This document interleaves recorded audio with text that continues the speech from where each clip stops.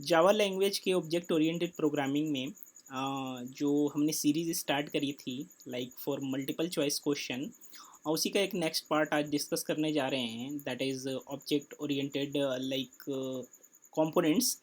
And हर बार की तरह इस बार भी हम मल्टीपल चॉइस क्वेश्चंस में बहुत सारे ऑप्शंस होंगे एंड उनके questions as well as answers. So I will request you कि आप उन्हें अटेम्प्ट करिए वीडियो पॉज करके, एज वेल एज मैं तो आंसर बताऊंगा ही, so you can check your answers as well. And if you have any doubt you can comment down below.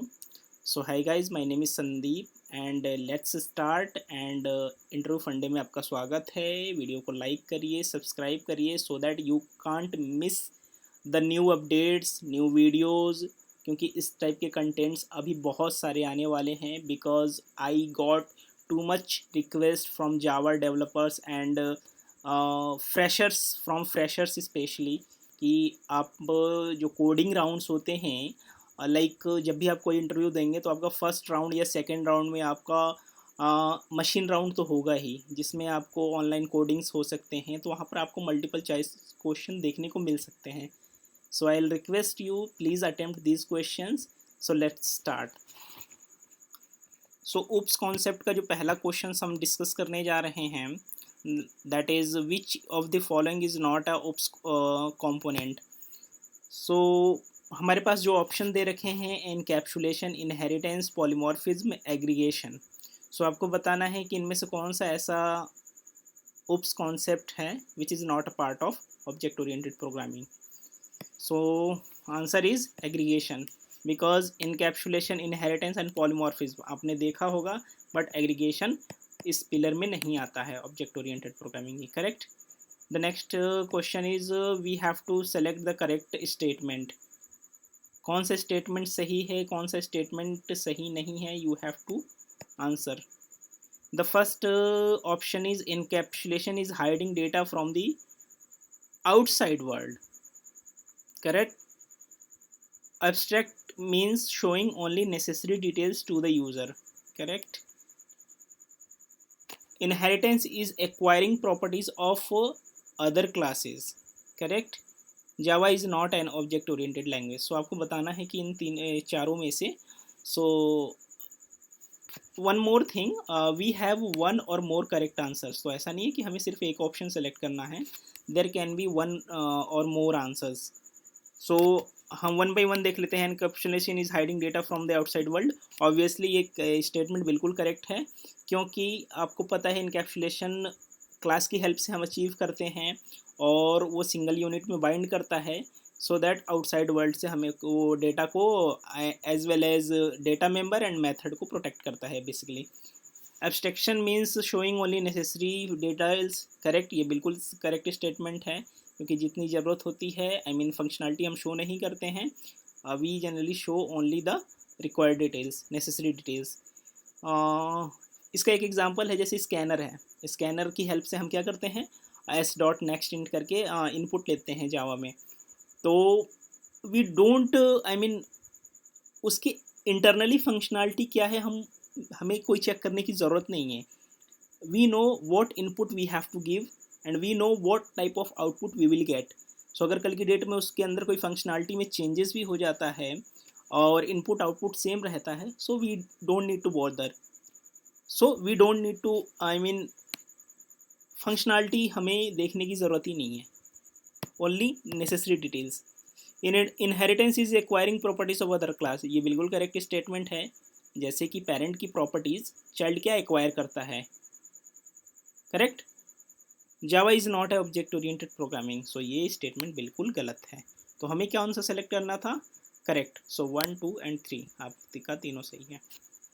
Which keyword is used to inherit a class. आपको बताना है कि कौन सा कीवर्ड हम यूज़ करते हैं और इनमें से एक ऑप्शन सेलेक्ट करना है। Inherits, extends, imports, none of them.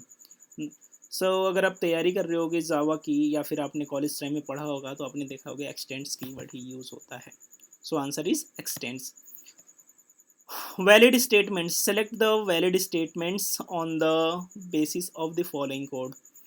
Both the classes are in the same package. हमें बताना है कि वैलिड स्टेटमेंट कौन सी है।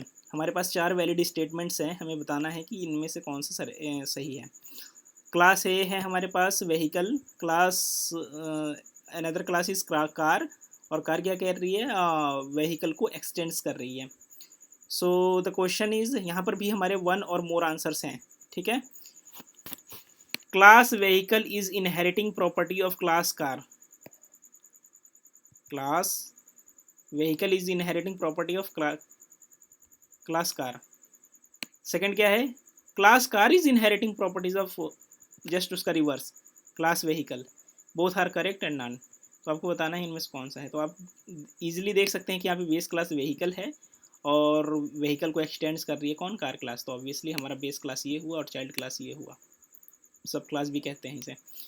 तो यहाँ पर सेकंड स्टेटमेंट सही होनी चाहिए, class car is inheriting the property of vehicle, correct. What is the output? What is the value of the object in the following code? In other way, if we try to print this, we will be, what will be the output basically? हमारे पास car C है and where car is a class, ठीक है।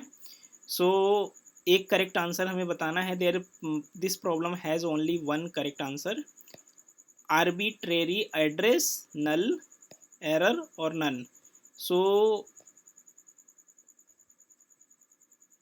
अगर हम class C को print करें, what is the question, if we try to print this what will be the output. Class C का reference बनाया गया है और उसे प्रिंट किया जा रहा है, तो इसका क्या आंसर होगा, यहाँ पर हमारा एरर आएगा।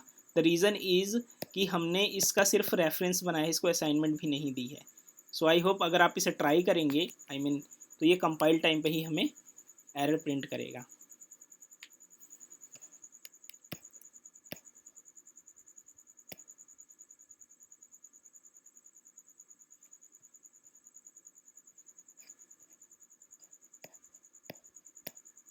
What is the output? What is the output of the following code? Both classes are in the same package. हमारे पास vehicle class है, हमारे पास car class है, और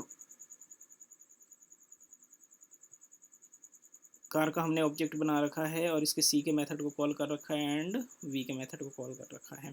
हमारे पास 4 ऑप्शन दे रखे हैं, vehicle class, car class, vehicle class, error and none. So हमें बताना है this problem has only one answer.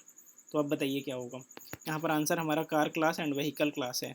अब क्यों है, क्योंकि यहाँ पर हमारे पहले ये प्रिंट होगा एंड देन ये वाला प्रिंट होगा। इसको समझ लेते हैं, अगर क्लियरिटी नहीं है तो हमारा पब्लिक स्टैटिक वर्ड मेन से प्रोग्राम स्टार्ट होगा। हमने ऑब्जेक्ट बनाया है कार का ऑब्जेक्ट बनाया है, कार के ऑब्जेक्ट से हमने सी को कॉल किया है, आई मीन कार के ही मेथड को कॉल किया है, तो ऑब्वियसली हमारा कार क्लास प्रिंट हो जाएगा।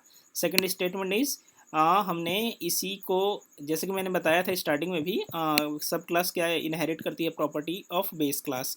तो यहाँ पर ये बेस क्लास की प्रॉपर्टी इसके मेथड को इनहेरिट करेगी, तो वहाँ से हम प्रिंट भी कॉल कर सकते हैं। तो पहली कॉल में हमारी कार क्लास प्रिंट होगी एंड सेकंड कॉल में हमारी व्हीकल क्लास प्रिंट होगी। सो वही हमारा आंसर दे रखा है, correct, car class and vehicle class. So आज के लिए इतना ही, मिलते हैं एक नए सेशन में एक नए टॉपिक के साथ ऑफ ऑब्जेक्ट ओरिएंटेड प्रोग्रामिंग। तब तक के लिए take care, bye bye, thank you.